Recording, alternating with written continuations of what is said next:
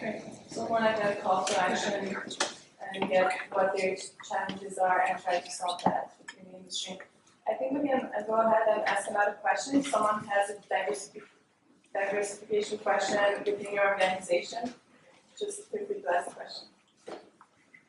Or if not, we're just going to take one more suggestion. I think this is related to the whole collaboration too, between Canada and with ourselves. So I think we're at an early stage where we need to continue to champion ourselves. I know some of us are competitors, but I think as a sector, as an industry, we just need to raise our profile and also our reputation. So blockchain enterprise, everyone's like, ooh, fantastic, but crypto still has a bad reputation. So we need to like help, some of us are both blockchain crypto companies. We need to help ourselves. Yeah, and I think too, so if someone has, for example, a successful pilot that's maybe a little bit broader, things like that, just like resharing these things, because it really shows adoption and trying to find, like, instead of going really big, trying to find those little unique pilots that we're doing, just so that we can sort of start to build out bigger. So those are my two Satoshis. Yeah, so I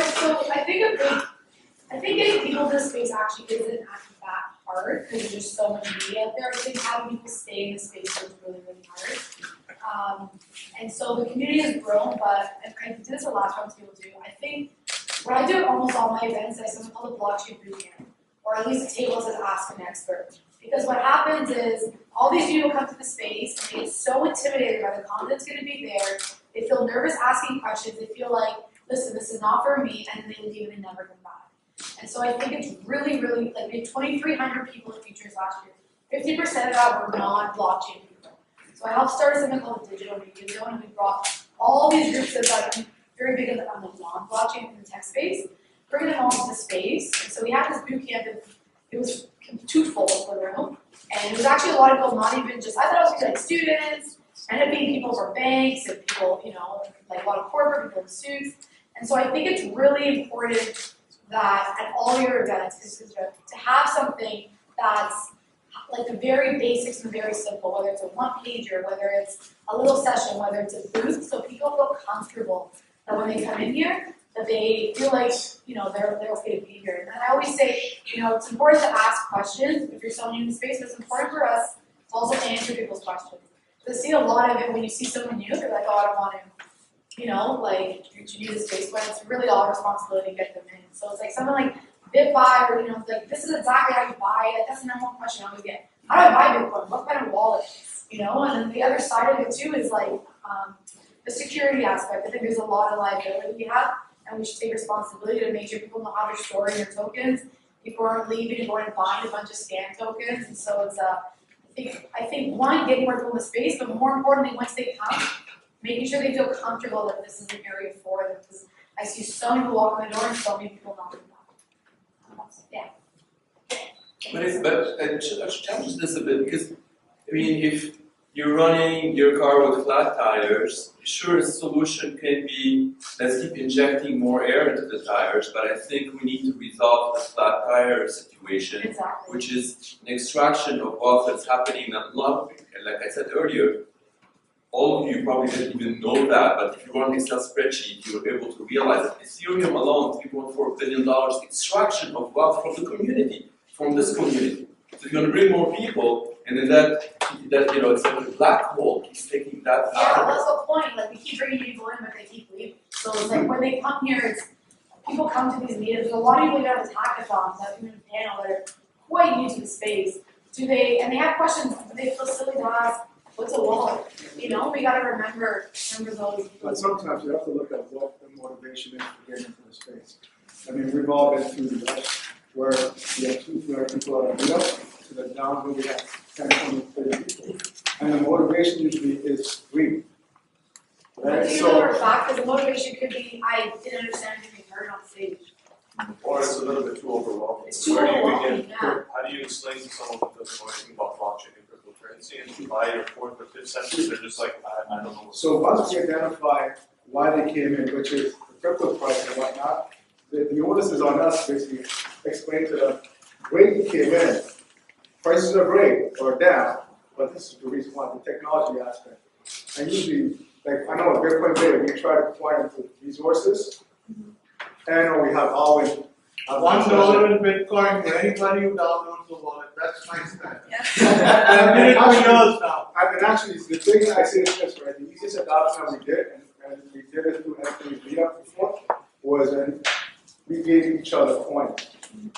Right? So that's a new person comes in, you set them up in a wallet, and you give them a coin. That's the easiest way they can learn.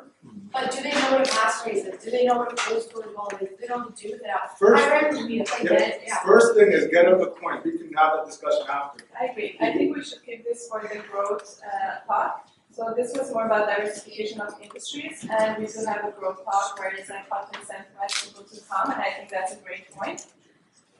We're gonna move to the next topic, which is across Canada. So Canada is a great hub for innovation. Toronto is a great hub for innovation, and we see with Blockchain Week, yes, we came together as a community and we did a lot of events.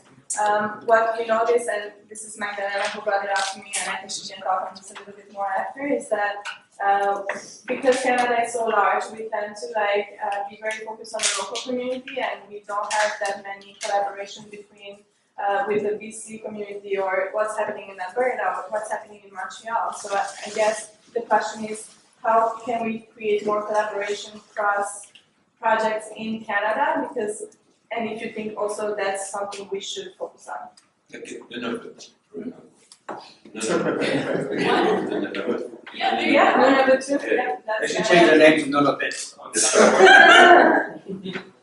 to point out that in 2016 we did have the Blockchain Association of Canada, and I think there was also another organization called Blockchain Canada. So there were quite a bit of initiatives back before all the ICO that's kind of the issue that OSC tried to bring in people. They're trying to get in, right? But it doesn't seem like there is that much coordinated effort for what is the overall vision that people want to try and achieve, right? We all see blockchain is great, Bitcoin can make us a lot of money, but after 20 years, what would it look like? Let's just think here in Toronto. In 20 years of blockchain stuff here, what would that look like? Ideally, we all have to meet up. So I think to connect the dots, we should reach out to people who meet us in other regions and actually try to sync up with them and actually do things with them. That would be the ideal way. It's the simplest way. So it's more like virtual, things that are also virtual, so that you can basically, yes. So if they're doing a meetup in Nunavut, yeah, Matt can call in and be a speaker. He doesn't need to fly there. He gives them access to Aeon and go, you know what, this is what the promotion is. Right? So we have enough power in Toronto, but the thing is that I personally, I'm limited on my resources to fly out. So rethinking the process of, I don't need to fly out. Right? BitBay can actually do a seminar, a web seminar, talk with a meetup person in Nunavut, organize something, and there you go, you cross-pollinate and you actually grow our network from the ground level up. All of us are running companies or projects. We can actually do that. We are part of the community, and we all get information through meetups or these little events. So since there is a lot of interest in Nunavut, let me point out. Cisco has a program where they actually subsidize video conference to those remote locations. And I'm sure if we approach somebody there, we could arrange something. Yeah, it would be great to have the right infrastructure, and then I'm thinking also something as simple as a WhatsApp group where if you know a community leader in Alberta, if you know a community leader in Vancouver, just let's create that WhatsApp group of thought leaders where we can exchange what's going on. Like here, we have in Toronto Bitcoin Day, which is kind of international too, and I think it's great. Maybe something the same with thought leaders in each community. I'd be interested to know, out of everybody here who's been to blockchain-focused conference outside of Toronto and another Canadian city, like by show of hands. Yeah, that would be interesting. So it's like Yeah, it's like less than very good half. mining conference a month ago. It's like less than half of people, right? Yes. Yeah, I've been looking closely to see what. Bitcoin Rodeo and Blockchain Right, Conference right. happened again about a month ago, and that was really good too. Right, I've been looking closely to try and find an excuse to go to Vancouver. We have a few partners partners that we do work with there. And there's a lot of them looking for a big conference, but it seems like there's a lot more happening here in Toronto than there is out there. I mean, I know there's a lot of great projects out there. But So it's a matter of inviting them here too then, so, yes. But then we're gonna go back to the conference. Conference, Well, conference, yes. yeah, I mean, I'm trying to, it's interchangeable. So, hi, everybody. One thing I can offer and suggest is there's about 325,000 people that use funds today. And there are the economic incentive to use bits, our currency, is that in Ottawa, Toronto, Vancouver, Montreal, and Hamilton, we support the infrastructure with redemption through the local businesses. But we are about to launch, I think mid this month, we'll be launching social communities that are distributed across those different regions. So we're happy to work with anyone who wants to establish a social group within those jurisdictions based on our existing community of people who want to participate in that kind of conversation. So from an infrastructure perspective, and offering a social application that everyone can engage with that has economic incentives that solve problems like, can I get a show of hands? Who are the moderators or admins of the WhatsApp group for Bitcoin? So the growth and maintenance of any social community has no economic incentive across any platform today. We solve that problem, we'll be introducing that as well. So you actually be able to be compensated for the growth and administration of that group, which will encourage people to participate. So if anyone wants to talk about that later, I'm happy to do that as well. But we're welcome any conversations that maybe if you provided us requirements around what you want to see within different regions, different geographies, we're happy to support that. So I wanted to connect the two dots, starting with very good astute observation of we haven't really had a blockchain Canada that's been as active. I know that the chamber is now coming in, but I know also some people are reluctant to pay fees, etc.